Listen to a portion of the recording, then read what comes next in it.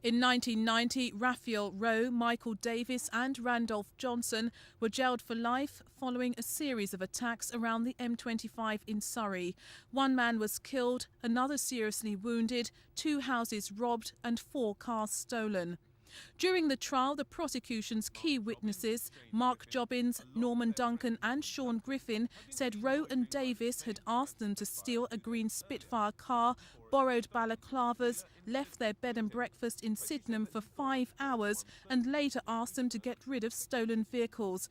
They claimed Rowe made a significant comment about the crimes. They've got it all out of proportion. There's no way it was that bad.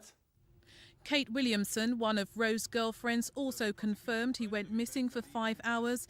But in their defence, Rowe and Davis produced alibis claiming they were in London at the time and had returned to the B&B at 12:30.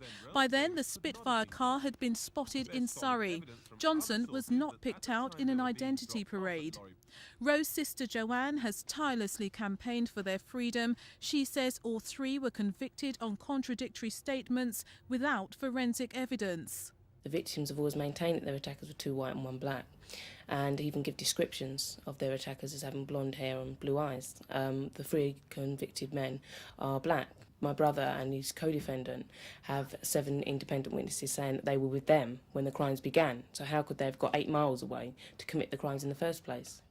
Today she went to the High Court hoping the judge would grant them leave to appeal against their sentences.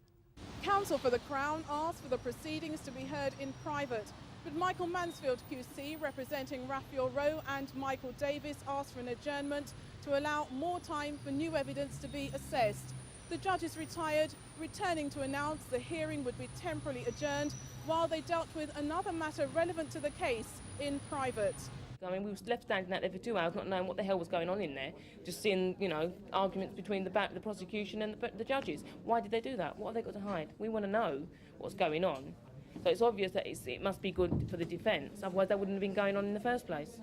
The hearing for leave to appeal is due to resume next January. Deborah Bain for Thames News.